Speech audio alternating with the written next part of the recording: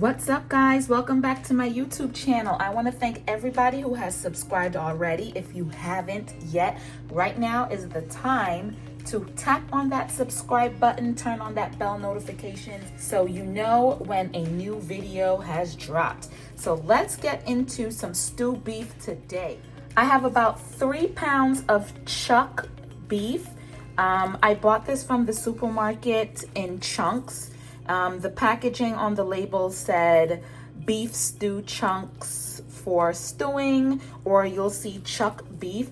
I did take a scissors and cut the beef into smaller pieces because they were so big when I took them outside of the package. And you know, it just tastes a lot better and it cooks a lot more evenly when the pieces are cut into chunks as opposed to really large pieces. And you'll see a variation of the coloring because I just washed it, and the acid from the lime juice kind of changes it a little bit, so don't mind the discoloration. But let's get into seasoning this baby. So I've got a large spoonful of my green seasoning. You can find the recipe for this seasoning here on my YouTube channel.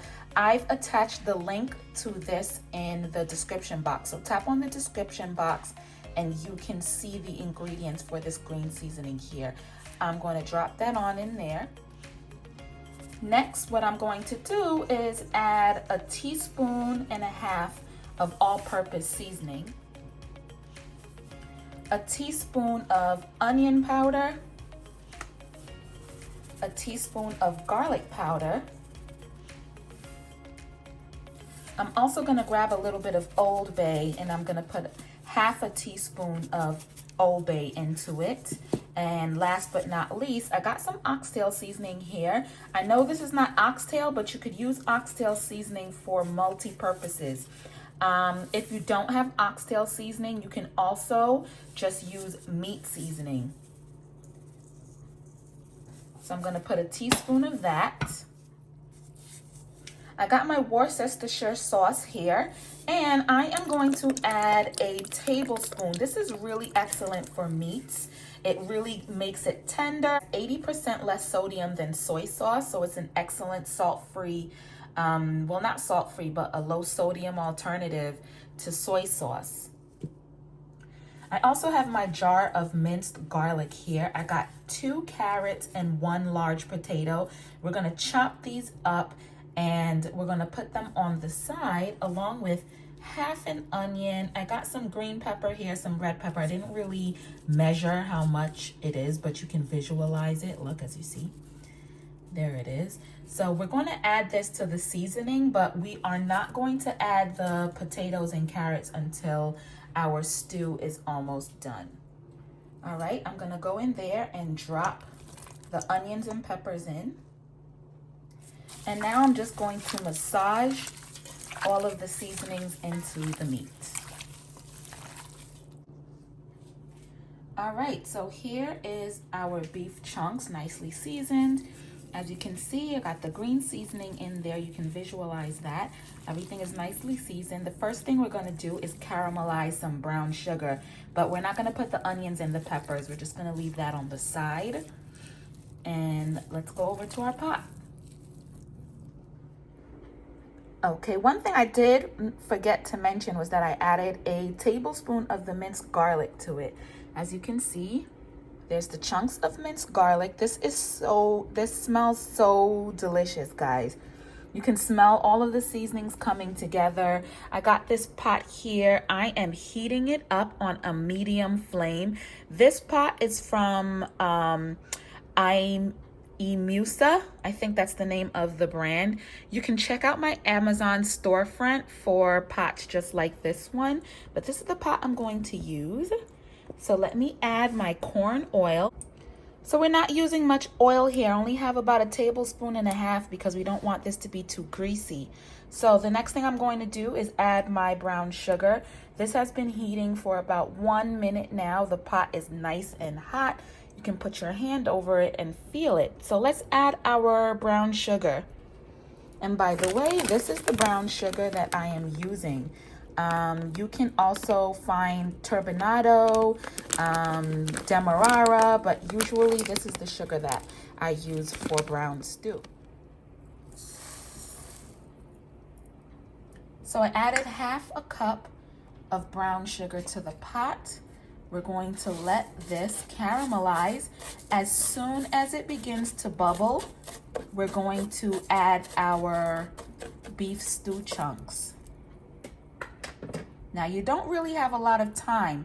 Once this thing starts to bubble, you want to make sure you add your meat right away, because if this starts to burn, it'll make your dish very bitter.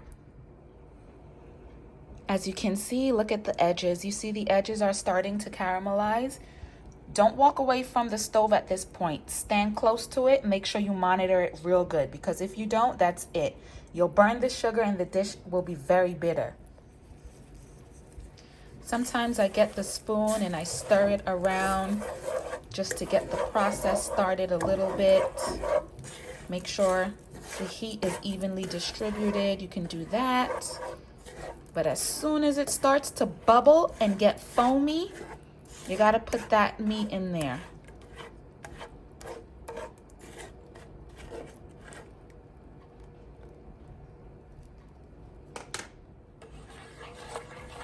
All right, so it's fully melted.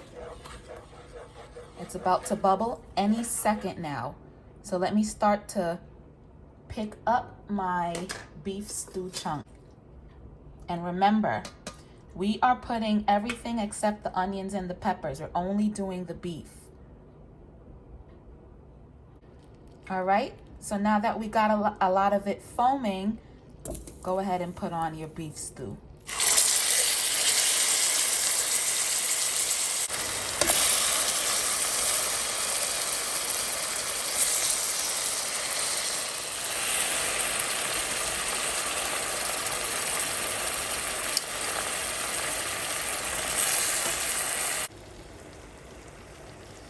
Okay, so all I'm doing now is just stirring the beef into the mixture so that all sides are equally covered with the brown sugar.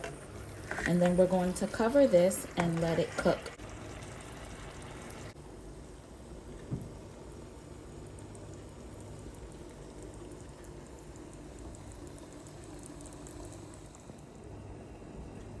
So I'm going to cover this pot. I keep my flame up on number 3. That's like a medium.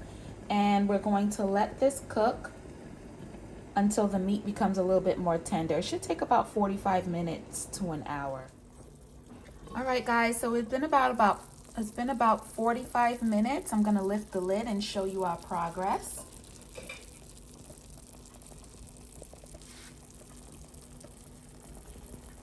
I am just going to stir this around a bit. And the goal here is really to tenderize the meat as much as possible. Still feels like it needs a little bit more work. So I am going to cover this again and continue to let it simmer.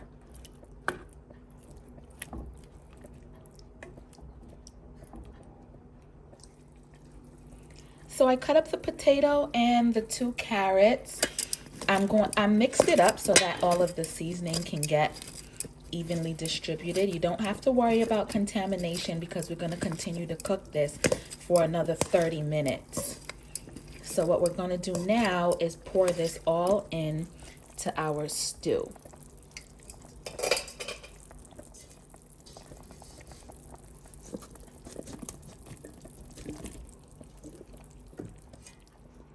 Okay, so this is what it looks like with the veggies all mixed in there with the potatoes and carrots. I'm going to add just a little bit more water because we're going to need the liquid to cook those carrots and potatoes. So that's about 3/4 cup of water. We're going to stir it around and turn that fire up just a little.